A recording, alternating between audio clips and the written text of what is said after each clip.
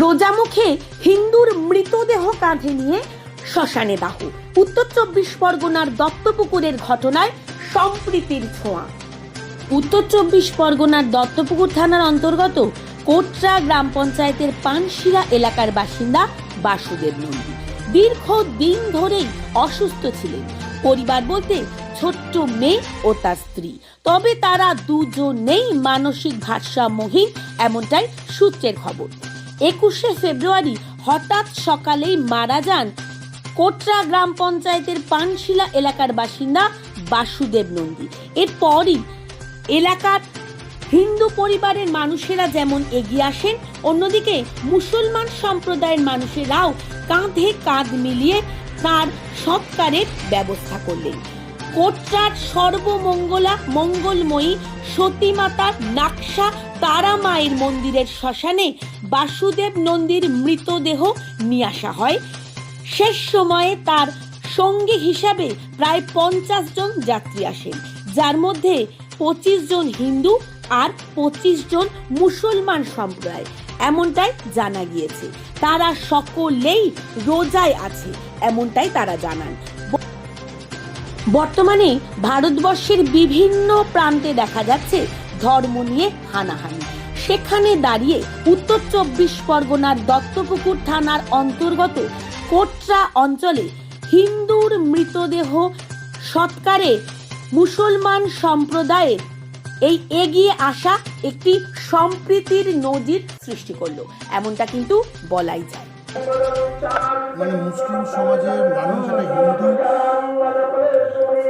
মানুষকে নিয়ে এসে দাহ করার জন্য কিভাবে দেখছেন এই জিনিসটা? আপনি তার জন্য এটা তো আমি কোনোদিনই তো জাতপাত বিচার করিনি এই মন্দিরে।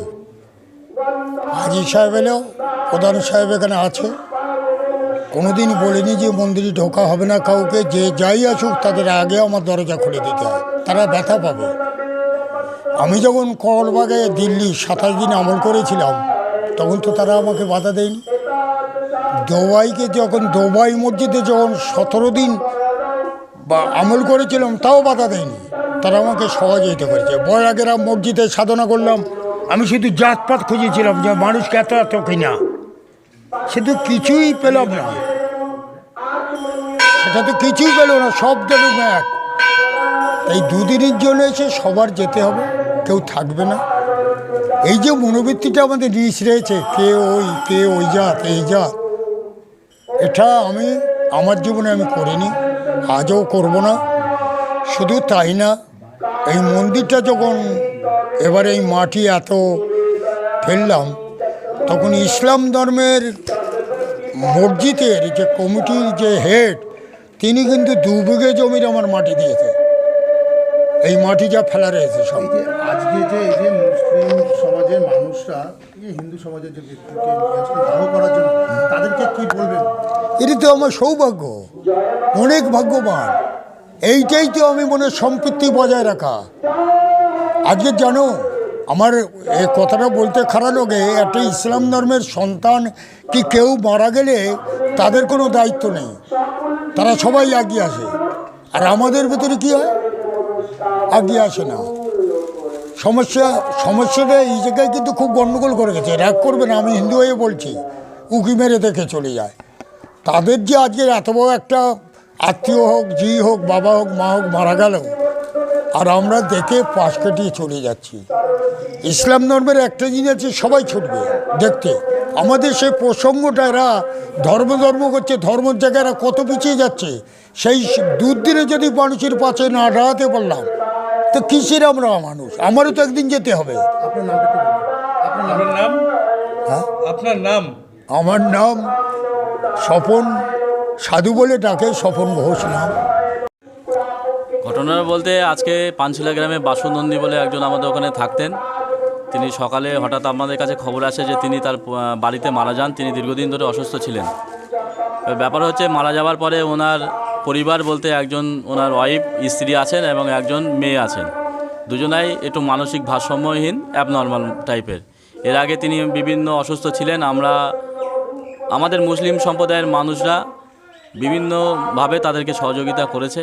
তাদের পাশে থেকেছে। এর আগে হসপিটালে ভর্তি ছিলেন, আমরা গিয়েই তার দেখাশোনা করতাম এবং হসপিটালে ভর্তি থেকে শুরু করে তার ওষুধপত্র বিভিন্ন যে জিনিসপত্র আমরাই তার অ্যারেঞ্জমেন্ট করে দিয়েছিলাম।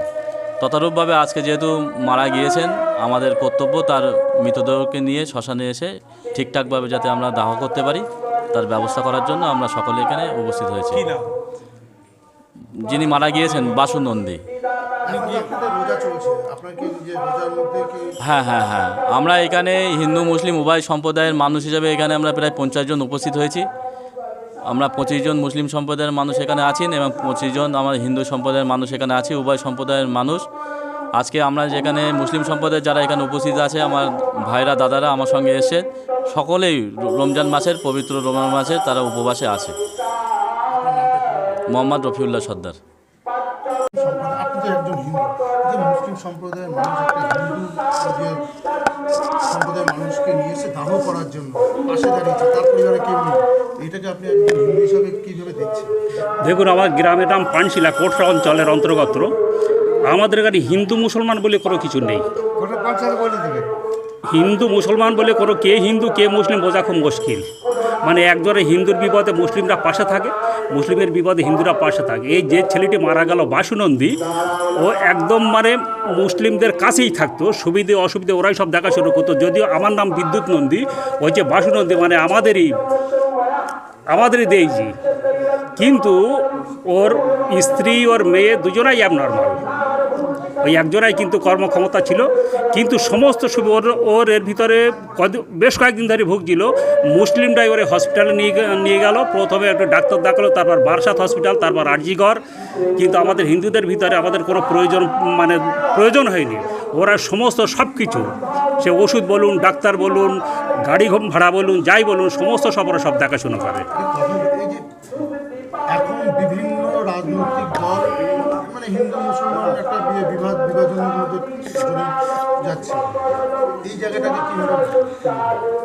দেখুন, মিলেমিশে যদি কোনো কাজ না করা হয়, যেমন ধরুন ভাই যদি মিল যদি না থাকে, তাহলে সংসার অশান্তি লেগেই থাকে, সেই সংসারে কোনো দিন উন্নতি হয় না। ঠিক মানে দেশের ভিতরেও, দেশ বলুন, রাজ্য বলুন, যাই বলুন, হিন্দু মুসলিম যদি মিলেমিশে যদি না থাকে, তাহলে কিন্তু দেশ কিন্তু আস্তে আস্তে রসাতলের দিকে যেতে থাকবে। যেমন এর উদাহরণ পাকিস্তান বলুন, বাংলাদেশ বলুন। কিন্তু আমাদের ভারত গণতান্ত্রিক দেশ, আমাদের এখানে হিন্দু মুসলিম সমস্ত সব মিলেমিশে থাকায় বলে আমাদের এখনো ভাবটা এখনো ঠিক আছে। আপনার নাম? বিদ্যুৎ নন্দী। আপনি প্রতিবেশী? হ্যাঁ, আমার প্রতিবেশী।